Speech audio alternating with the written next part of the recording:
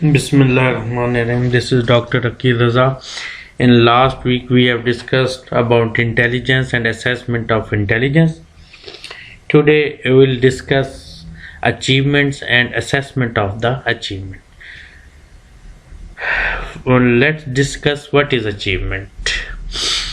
What is to be learned?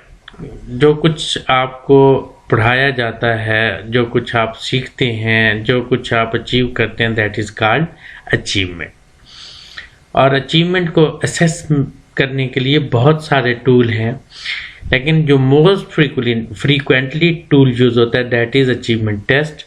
हम school से लेकर elementary education, higher education, university, college तक इस मरहल से गुजरते रहे हैं, और जो टेस्ट हम देते रहे हैं वो अचीवमेंट टेस्ट हैं, चाहे वो मंथली टेस्ट हैं, वीकली टेस्ट हैं, are called achievement test. So to assess achievement we used achievement test and will discuss in detail.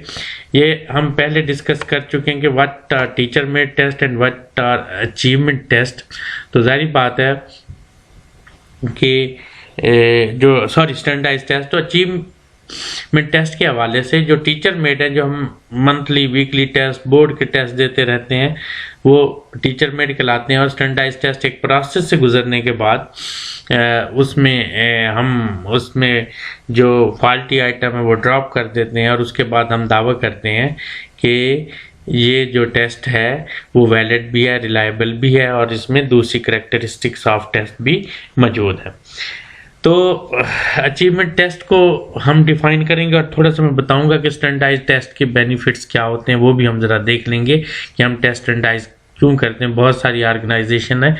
दूसरी बात मैं आपको ये बता दूं कि ये मटेरियल मैंने पोस्ट कर दिया, ये डिटेल में है, 53 पेजेस है, लेकिन जो चीज़ें मैं आपके साथ शेयर करूँगा एग्जामिनेशन पॉइंट ऑफ व्यू को, उन चीज़ों को आप अच्छी तरह देखेंगे, लेकिन बाकी आपके नॉलेज के लिए यहाँ अवेलेबल है मटेरियल, आप पढ़ना चाहें, जैसे हिस्टोरिकल पर्सपेक्टिव ऑफ अचीवमेंट। वो अचीवमेंट टेस्ट को डिफाइन कैसे करेंगे? वो test that measure the achievement of the student is called achievement test, और वो टीचर मेड भी हो सकता है और स्टैंडर्डाइज टेस्ट भी होता है। स्टैंडर्डाइज टेस्ट के क्या बेनिफिट्स हैं ये थोड़ा सा देखेंगे, या क्या क्यों रिकमेंड किया जाता है।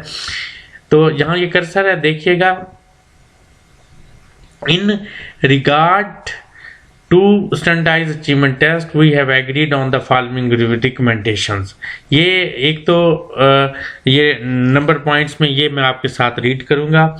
The profession need to place a high priority on developing and putting into wide use new process of assessment that are more fair and effective than those currently in use, and that more adequately consider the diverse talents, abilities and cultural background of the children. No doubt standardized test एक तो wide range of assessment है, purpose है, और उसके बाद मोर fair होता है then teacher made, और इसको डेवलप करने के लिए एक्सपर्टीज चाहिए। Number 2, parents and educator need to be much more actively involved in the planning and process of assessment। सारी बात है, स्टैंडर्डाइज टेस्ट में तमाम कैसे एडमिनिस्टर करना है, स्कोर इंटरप्रेट कैसे करना है, रिपोर्टिंग कैसे करनी है, हर शय पहले से प्री डिटरमाइंड होती है। Number 3, any assessment result reported to the public parents are to any other agency must include explanatory material that detail the limitation inherent in the assessment instrument choose। जाहिर बात है वो भी उसमें तो वो ज़्यादा एक्सप्लेनेटरी होता है और बहुत सारी चीज़ें उसमें इन्वॉल्व होती हैं। Number 4, educational achievement must be reported in term broader than single score national norm which can be mislead। Single score की बजाय ये ज़्यादा ब्रॉडर सेंस में इसको रिपोर्ट करता है, और इसके जो रिजल्ट्स होते हैं वो ज़्यादा रिलायबल होते हैं। Number 5, information about assessment process should be shared among the relevant profession, policy maker and public so that appropriate improvements and reforms can be discussed by all parties। Very important advantage on policy making, we can use the result of these standardized tests. Number 6, every standardized test administered to a child should be returned to school for analysis by teacher, parents and child, no doubt. Further, the standardized test used in any given community should be made publicly available to that community to give citizens an opportunity to understand and review the test in use. ये एक अच्छी बात की कैसे publicly available होने चाहिए. The profession, the public and the media need to give far greater consideration to the impact of standardized testing on child and young people, particularly on those below the age of 10. ये भी के जो professions हैं, publics हैं, media, उन्हें अपनी consideration यहाँ पे देनी चाहिए. A comprehensive study should be conducted on the actual administration and use of standardized test and use of test score in school today. तो जाहिर बात है बड़ी डिटेल और इसको समझने की ज़रूरत है और उसके बाद ही हम इसको कर सकते हैं. ये बहुत सारा मटेरियल दिया हुआ है, इसको आप देखेंगे. ये चंद एक पॉइंट है, इसे आप ज़रूर देखेंगे जो कि बहुत relevant and timely more than a decade later. ये रिव्यू और हिस्टोरिकल और इस हवाले से है. ये चंद एक पॉइंट आप देख लेंगे. Historical development of achievement test, इसको ज़रा आप रीड कर लीजिएगा अगर आप अचीवमेंट टेस्ट की हिस्टोरिकल पर्सपेक्टिव में स्टडी करना चाहते हैं तो ये मटेरियल मौजूद है. यहाँ पे क्लासिफिकेशन ऑफ अचीवमेंट टेस्ट दी हुई है, इसके कुछ टाइप्स या ग्रुप्स दिए हुए हैं. ए देखें तो ग्रुप एडमिनिस्ट्रेड, जो कि एक ग्रुप में बहुत सारे टेस्ट देने वाले होते हैं और टेस्ट दिया जाता है. दूसरा है इंडिविजुअली एडमिनिस्ट्रेड, जिसमें एक सिंगल कैंडिडेट होता है. और फिर है modality specific test of achievement which can be either group or individually. Modality specific जारी बात है वो इंडिविजुअल को भी दिए जा सकते हैं और ग्रुप फॉर्म में भी दिए जा सकते हैं. तो ये कुछ मेन बड़े ग्रुप थे अचीवमेंट टेस्ट के हवाले से. उसके बाद हम थोड़ी सी बात करेंगे कि ग्रुप एडमिनिस्ट्रेड, इन्हीं 3 टाइप्स को थोड़ा सा डिस्कस कर लेंगे. ये कुछ अचीवमेंट टेस्ट की एग्जांपल दी हुई हैं जो कि स्टैंडर्डाइज अचीवमेंट टेस्ट है. वरना तो हम स्कूल में और यूनिवर्सिटीज़ में, कॉलेजेस में, सेमेस्टर सिस्टम में टीचर मेड टेस्ट यूज़ करते रहते हैं. बोर्ड जो बनाते हैं ये सारे टीचर मेड है. जो स्टैंडर्डाइज टेस्ट होता है वो आइटम एनालिसिस के बाद item difficulty, item discrimination, reliability, validity find out की जाती है और फिर वो टेस्ट स्टैंडर्डाइज होता है. तो ये कुछ एग्जांपल हैं ग्रुप एडमिनिस्ट्रेड अचीवमेंट टेस्ट, जो ग्रुप की कैलिफोर्निया अचीवमेंट टेस्ट 1984 में था और इसकी ये डिटेल दी हुई है. फिर Iowa test of basic skills के हवाले, ये स्टैंडर्डाइज टेस्ट की है. पाकिस्तान में भी बहुत सारे लोगों ने मुख्तलिफ सब्जेक्ट में टेस्ट स्टैंडर्डाइज किए हैं. फिर मेट्रोपॉलिटन अचीवमेंट टेस्ट है, ये डिटेल दी हुई है किन्होंने किया, एडिशन कौन सा. स्टैनफोर्ड अचीवमेंट टेस्ट, ये बड़े मशहूर अचीवमेंट टेस्ट हैं. और SRA अचीवमेंट सर्विसेज.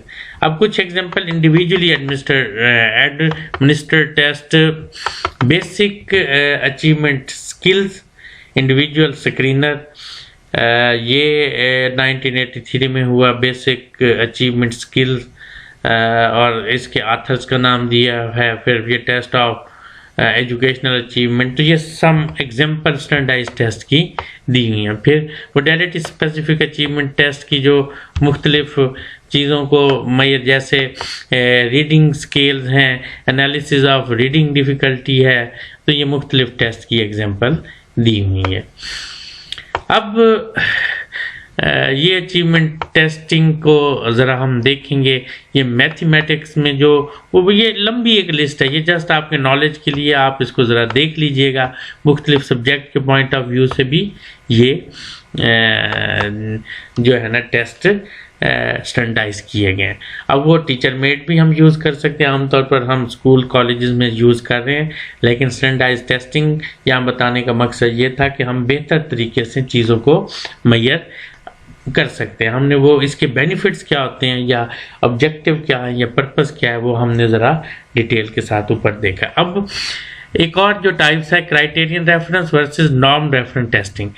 पहले भी हम डिस्कस कर चुके हैं कि क्राइटेरिया में पहले से डाटा क्या होता है, प्री डिटरमाइंड होता है, और नाम रेफरेंस टेस्ट जो अचीवमेंट टेस्ट है उसमें विद इन ग्रुप उनको कंपेयर किया जाता है। अगर हम बात करें पाकिस्तान में तो जो गैट का टेस्ट है that is the norm reference achievement test, जारी बात है विद इन ग्रुप कंपेयर किया जाता है। और क्राइटेरियन जैसे पहले जैसे BISCs के एग्जाम है, हमारा जो एजुकेशनल सिस्टम है CR बेस्ड है, क्राइटेरियन रेफरेंस बेस्ड है जी। अब ये जाहिर बात है अचीवमेंट टेस्ट करिकुलम बेस्ड होते हैं, क्योंकि पहले इंस्ट्रक्शन दी जाती हैं और उसके बाद फिर देखा जाता है कि कितनी लर्निंग हुई है। तो ये करिकुलम बेस्ड मेजरमेंट में यही बताया गया है। उसके बाद हम ज़रा इसके यूजेस देखेंगे। तो जाहिर बात है अचीवमेंट टेस्ट एक तो एजुकेशन में यूज़ होते हैं, प्रमोशन के लिए, कोई प्रॉब्लम डायग्नोज करने के लिए, तो ये सारी डिटेल के साथ दी हुई हैं अचीवमेंट टेस्ट के। अब थोड़े से पर्पस एंड आउटकम्स देखेंगे जी। पर्पस क्या होता है? स्क्रीनिंग, जाहिर बात है identification of student potentially eligible for remedial program, किसी दाखिले में देने से किसी कोर्स में या कहीं पे एडमिशन के लिए स्कूल में जाते हैं तो वहाँ पे आपका टेस्ट लिया जाता है। मकसद ये होता है, देखना ये होता है कि क्या इतना नॉलेज है वो इस पर किसी कोर्स में किसी क्लास में स्टूडेंट कामयाब हो सकता है या नहीं। नंबर 2, क्लासिफिकेशन और placement specific academic deficiencies has been ascertain or find out, या उसको हम मेंशन कर सकते हैं। Question no arise regarding whether student meet eligibility criteria not, इस पर्पज के लिए हम इसे यूज कर सकते हैं। A specific developmental arithmetic disorder is manifest in a child identified with visual perceptual processing problem, इनको इससे हम फाइंड आउट कर सकते हैं। What curriculum adjustment appear warranted, ये सारी चीज़ें। उसके बाद प्रोग्राम एवेल्युएशन के पॉइंट ऑफ व्यू से कि administrator seek to evaluate benefits of an accelerated reading program for gifted student, इसके लिए भी ये अचीवमेंट टेस्ट यूज किए जा सकते हैं। ये एक समरी सी थी, डिटेल इज गिवन। अचीवमेंट और एप्टीट्यूड को हम उस वक्त कंपेयर करेंगे जब हम नेक्स्ट क्लास में एप्टीट्यूड डिस्कस करेंगे, तो इंशाल्लाह हम इनका आपस में जो है ना कंपैरिजन भी करेंगे, डिफरेंशिएट भी करेंगे।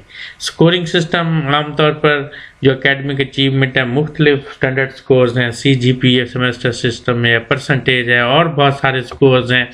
तो अचीवमेंट के टेस्ट के लिए हम इनको यूज़ करते हैं।